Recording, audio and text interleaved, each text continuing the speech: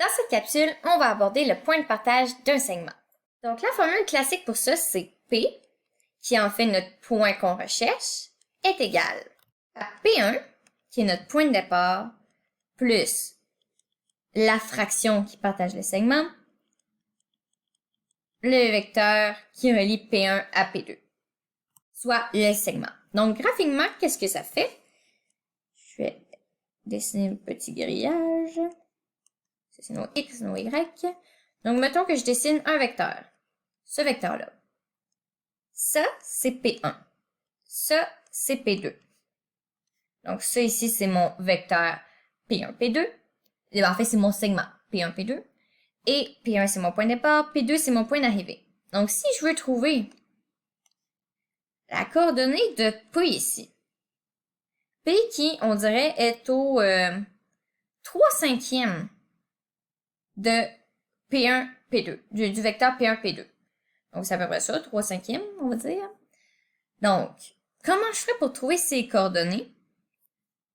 En fait, mon point P serait égal aux coordonnées de P1, que là, on va mettre, il est dans les négatifs, fait que ces coordonnées, ce serait, mettons, moins 3, 5. Donc, je ferais moins 3, 5, plus, puis là, ma fraction, j'ai dit que c'est 3/5. Puis là, mon P1, P2, en fait, pour ça, j'ai besoin de mes coordonnées de mon point d'arrivée, qui est P2. Et là, il est dans les positifs, il y a de l'air un peu plus loin, donc je vais mettre qu'il est à 5. Puis il est plus haut que l'autre, donc il est à 5/10.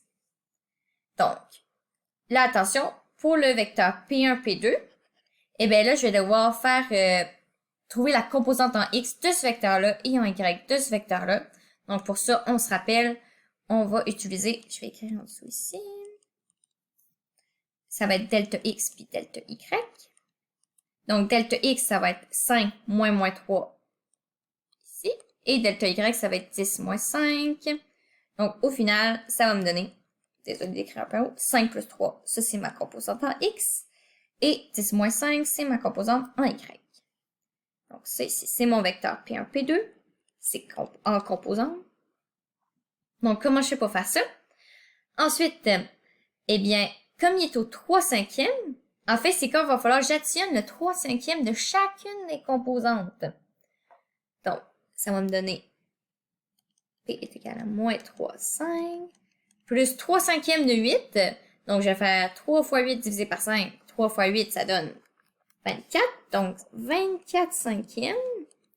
Puis, 3 fois 5 divisé par 5, ça va faire 3 fois 5, 15. Divisé par 5, 3.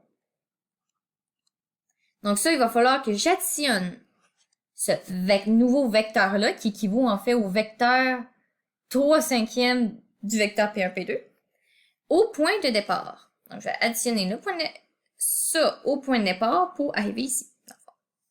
Donc, je vais faire moins 3 plus 24/5. Je vais aller sur l'autre page, parce que j'ai plus beaucoup de place. Donc, j'avais moins 3/5 plus ça c'était mon P. 24/5 tiers, 24/5 3. Donc là, j'additionne en X, moins 3 plus 24/5. Et j'additionne en Y, 5 plus 3. Donc, ici, pour additionner, je vais devoir mettre le même dénominateur.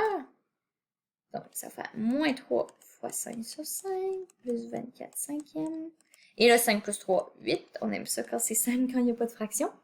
Moins 3/5. Je vais écrire en haut, ça donne moins 15. Donc, moins 15/5 plus 24/5. Puis là, moins 15 plus 24, ça va donner 9. Donc, 9/5, 8. Il s'agit des coordonnées du point qui est au 3/5 de P1, P2.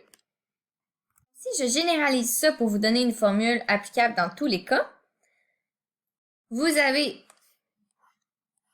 votre plan. Vous avez un vecteur qui peut être de tous les sens, dans le fond. Vous avez un point P1, un point P2. Ici, P1, on va appeler ses composantes X1, Y1. P2, on va l'appeler X2. On va mieux écrire X2. X2, Y2. Donc, si je reprends la formule que je vous ai donnée tantôt, je vous ai dit que le point P il va être obtenu en faisant P1 plus la fraction de P1, P2. Donc, aussi, ça peut s'écrire P qui est égal à P1. En fait, P1, c'est X1, Y1, plus AB, c'est la fraction. Puis P1, P2, en fait, comment on l'avait trouvé? On avait fait la delta Y, delta X. Donc, ça va être P1, X2 moins X1, Y2 moins Y1. Donc, ensuite, comme on avait fait, on avait additionné juste les composantes en X et juste les composantes en Y. Donc, en X, on va avoir X1 plus AB fois X2 moins X1. Donc, ça, c'est mes composantes en X. Et de l'autre côté, les composantes en Y, c'était Y1 plus AB Y2 moins Y1. Donc, ça ici, c'est un point, là. Un point que ça va être le X, puis ça va être le Y. Donc, j'ai fait l'addition ici. Et voilà, donc ça, c'est une formule que vous pouvez utiliser. Soit vous pouvez partir de celle-là et faire la démarche vous-même, comme j'ai fait au premier exercice ici.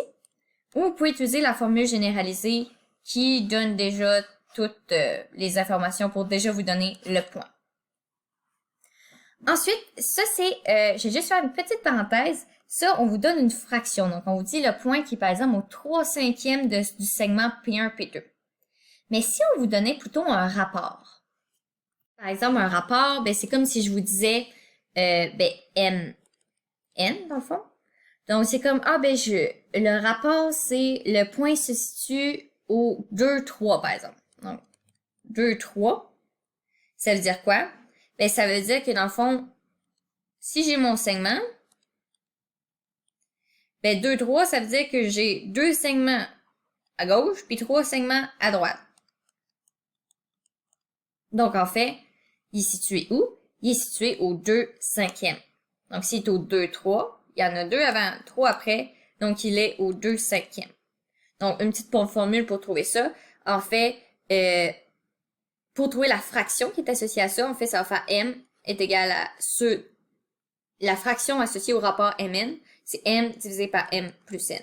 Puis ça va vous donner, par exemple, ici, ça donnait 2 divisé par 2 plus 3, 2/5. Et voilà. Donc, ça, c'est les deux cas. Soit on peut vous donner soit une fraction, soit un rapport. Donc là, vous êtes outillé pour résoudre toutes les situations de points de partage de segments.